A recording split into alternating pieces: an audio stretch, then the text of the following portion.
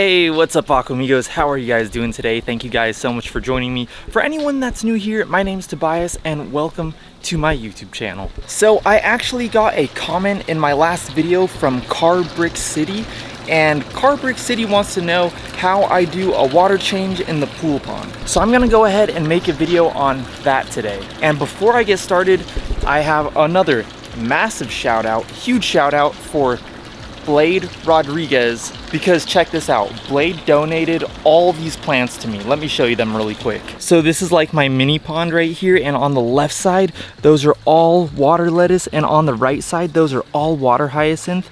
And look at how massive these plants are. Like, look at this water lettuce right here. That is enormous.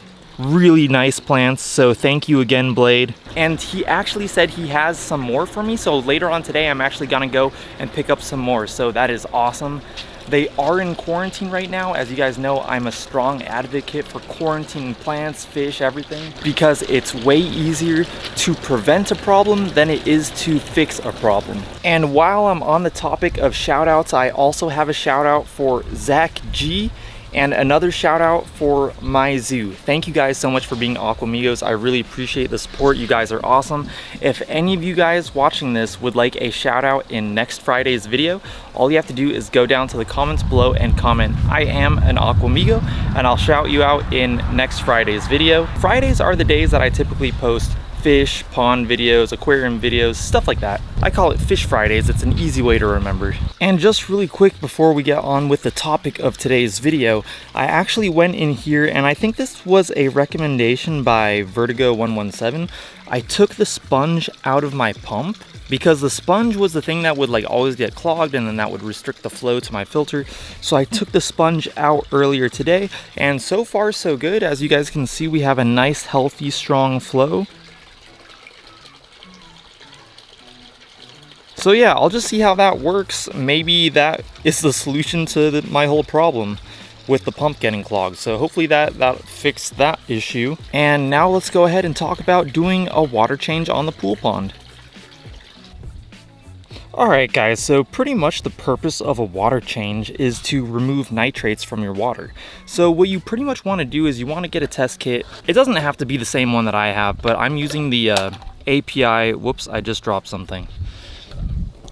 I have the API Freshwater Master Test Kit, and I'll put a link to this water testing kit down in the description below in case you guys want to check that out, in case you need a water testing kit. It's lasted me a really long time, like I've had it for a couple of years already, and I went ahead and just tested my water from the pool pond. The only thing that really gave me a reading that is kind of abnormal was my ammonia, which is kind of weird. My ammonia is registering at like, it looks like it's between 0.25 and 0.50. I'm getting a very slight green tint. Everything else looks fine. I did the high range pH. It looks like we're around 8.2, 8.4, which is typical for the water where I live. And then right here, this is my nitrates. And the weird thing about this is that I got 0 parts per million. And this is very unusual because in the past, whenever I've done a nitrate test, I've always got a nitrate reading. It's very unusual that I have 0 parts per million nitrates. So one of two things is happening. Either my nitrate test has expired and I need to buy a new one, or the algae in the pool pond is eating up all those nitrates, because I do have quite a bit of algae. So that's actually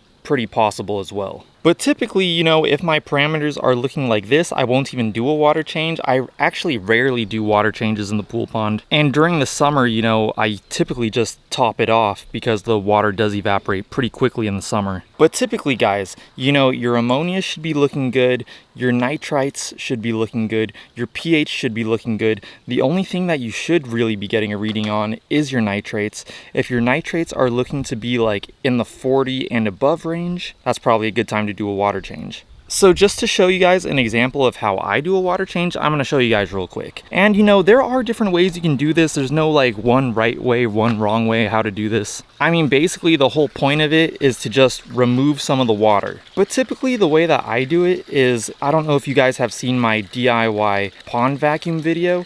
but I pretty much vacuum the bottom of the pond.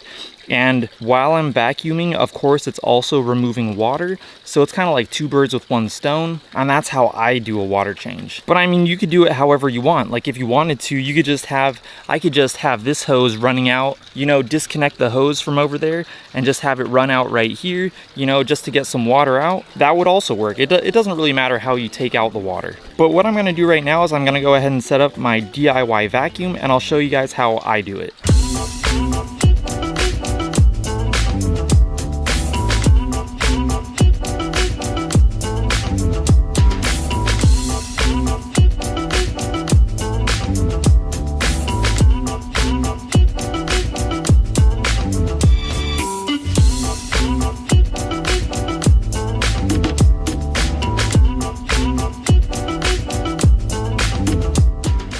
And check that out, guys. Check out the water that we just took out. It's all like black and nasty. If you guys haven't seen it yet and you want to see it, I'll go ahead and link my video for my DIY pond vacuum down in the description below. And the reason that I don't want to just let the water run out onto the ground is because I don't want to make this area all muddy. And also, typically I would use an extension cord. In this case, I didn't have to because I was just showing like a quick example. But usually I would be using an extension cord, so then there would be like an electrical connection, you know, from the two cables on the ground, and I don't want to get that wet. So, you know, a bucket's definitely the way to go. And then of course I could just dump it in the plants over there.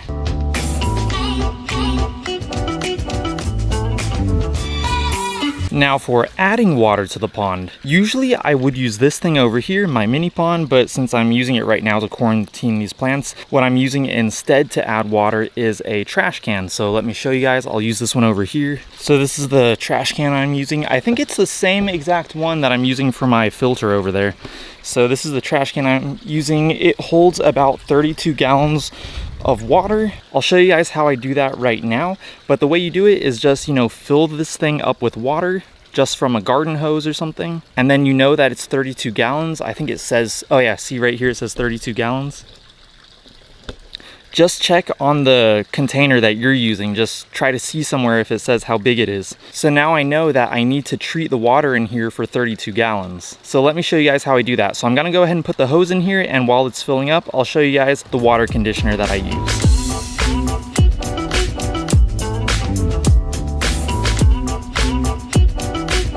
Alright guys, so the trash can is filling up with water over here. So I'm gonna show you guys what I treat my water with. So this is the dechlorinator that I use right here. It's this Tetra Aqua Safe. And check this out, right on the front it even tells you, removes harmful chlorine and chloramine, and then right here it says detoxifies heavy metals.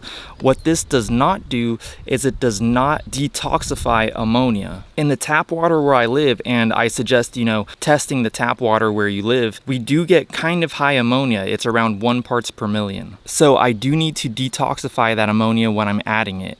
So just a quick explanation, there's two types of ammonia, there's NH3 and there's NH4. NH3 is the more toxic one, that's the unionized ammonia. And I believe what this does right here is it detoxifies that ammonia. I'm assuming it ionizes it. So basically, in addition to the dechlorinator that I use, I also add API Ammo Lock, and for this one, so let me just tell you about the dosing. So the trash can's 32 gallons. For this, we need to add 1 milliliter for every 5 gallons. So I just rounded up and I do about 7 milliliters of this Tetra Aqua Safe.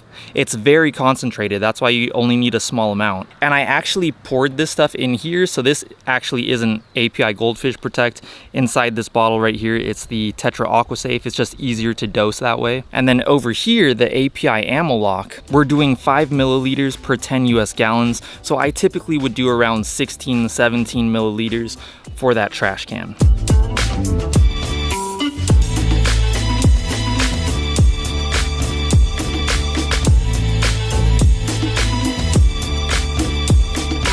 And as you can see guys, I'm using the same exact pump that I used for my pond vacuum. I'm using that pump to pump this water out of the trash can into the pool pond. And that's how I do a water change. So yeah, I'm just gonna go ahead and let that go for a few minutes until this thing's empty.